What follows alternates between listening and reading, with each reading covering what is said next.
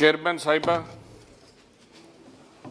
मेरे को आपने इंश्योरेंस अमेंडमेंट बिल पे बोलने का मौका दिया। चेयरमैन साहिबा, 2000 में जो अब हमारी इंडियन इंश्योरेंस कंपनी है, इसमें कोई भी फॉरेन जो डायरेक्ट इन्वेस्टमेंट है वो 24% तक आ सकती थी।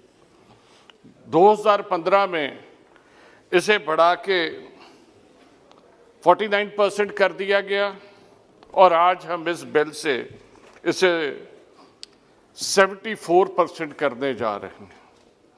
अगर आप इसके स्टैटिस्टिक्स देखो तो अभी तक जितनी इंश्योरेंस कंपनीज हैं हमारी, उनके पास ये 49% भी एफडीआई सभी के पास नहीं आया। तो मैं समझता हूं कि इसको इतनी जल्दी इतना बढ़ाने की ज़रूरत नहीं थी। हम आत्मनिर्भर भारत की बात करते हैं, हम मेक इन इंडिया की बात करते हैं, हम डिजिटल इंडिया की बात करते हैं, हमने आज कोरोना की दवाई लगभग दुनिया के काफ़ी देशों को दी है।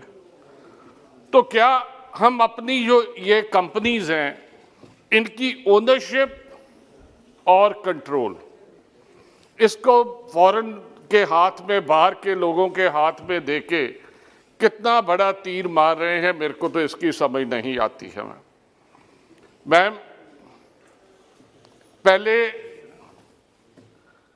आज एलआईसी हमारे देश का ताज है। मैम, आज हर घर में कोई आदमी पढ़ा हो, कम पढ़ा हो, झुग्गी से लेके बड़े महल तक एलआईसी को हर आदमी जानता है और एलआईसी हमारे देश का ताज है।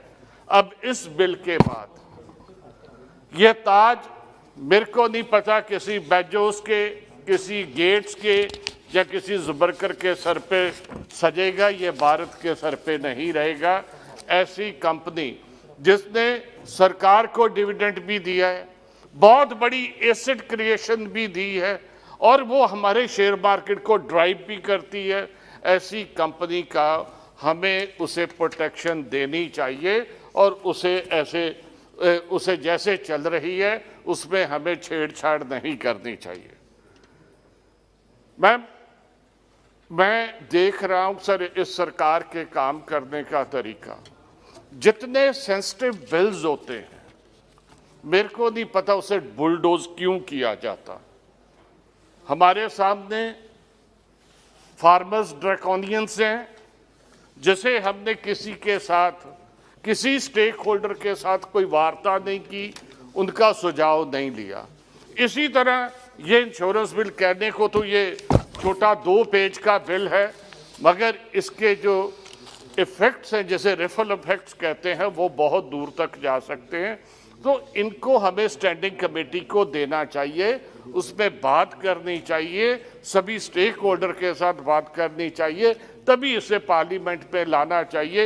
एक ब्रूट मेजॉरिटी होने की आप हर बिल को बुलडोज करेंगे, ये ना तो हमारी डेमोक्रेसी के लिए ठीक है, ना देश के लिए ठीक है। हमारे माननीय फाइनेंस मिनिस्टर साहिबा ने राज्यसभा में ये बोलते कहा था कि ये जो कंपनी है, इंश्योरेंस कंपनी, चाहे एफडीआई, उसमें 74% आ भी जाती है तो इसे चलाएंगे भारतीय ही।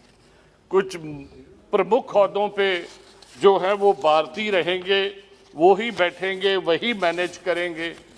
मैं एक आपके माध्यम से मैं फाइनेंस मिनिस्टर साहिबा को कहना चाहता हूं कि मैम, मालिक मालिक होता है, नौकर नौकर होता है। हमारे पूर्वजों ने लड़ाई लड़के हमें ऐसे ऐसे एसेट्स, ऐसी ऐसी कंपनी के मालिक बनाया है। आज हम वही उसी पीएसयूज में हम नौकर बनने जा रहे हैं और मालिक फिर बाहर से आ रहे हैं। यही हम फार्म लॉज में भी करने जा रहे हैं। और राज्यसभा में बोलते एफएम साहब ने कहा था कि इंश्योरेंस में जो पैसा लगा है, भारतीय लोगों का पैसा लगा है, वो भारत में रहेगा। रहना भी चाहिए, हमारा पैसा है।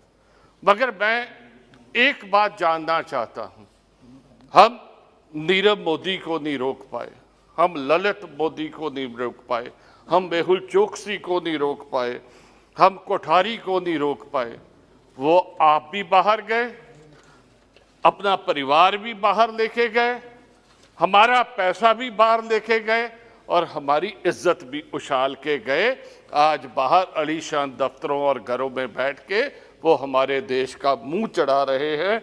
मैं ये समझना चाहता हूं कि वो एक बहुत आलीशान जिंदगी जी रहे हैं, तो मगर ये जो लोग एफडीआई लेके आएंगे, बाहर के जो इन्वेस्टमेंट कंपनीज हैं, जहाँ इन्वेस्टर्स हैं, वो तो पहले ही बाहर बैठे हैं, उनका हम क्या बिगाड़ सकते। आपकी सरकार ने हमेशा नारा दिया है मेक इन इंडिया, मगर make in India, digital India, जो भी नारे आपसे बन सके आपने बनाए और दिए लोगों को। मगर दूसरी तरफ आप सब कुछ जो हमारा पहले बना हुआ है उसे क्यों बिगाड़ रहे हो, क्यों उजाड़ रहे हो, क्यों बेच रहे हो, क्यों ऐसा हो रहा है। ये आज मैं नहीं, ये 130 करोड़ भारतीय ये बात जानना चाहते हैं और कृपया इसके पीछे रीजन जरूर बताइएगा। मैम, कांग्रेस ने बड़ी लंबी लड़ाई लड़ी, अंग्रेजों के खिलाफ लड़ाई लड़ी, देश को आज़ाद कराया, और उसी तरह जैसे पहले ईस्ट इंडिया कंपनी बना के बाहर के लोग आए थे, मैम 2 मिनट, और उन्होंने देश को गुलाम बना लिया था। आज आप नए तरीके से जो है ये आप देश को गुलाम करने के लिए बाहर से फिर वही कंपनियां मंगवा रहे हो, ये हमारे लिए अच्छा नहीं होगा। मैम 5 ट्रिलियन की बात होती है, बड़ी मन में खुशी होती है, ma'am just a minute, I am concluding, बड़ी खुशी होती है कि 5 ट्रिलियन की बात होती है, पर मेरे को एक चीज बताइए एफएम साहिबा कि क्या 5 ट्रिलियन इकोनॉमी हम घर बेच के, हम घर का सामान बेच के बनाएंगे? हमें एक बार दोबारा रीलुक करना चाहिए अपनी इस पॉलिसी पे। धन्यवाद। So I oppose this bill. Thank you. धन्यवाद।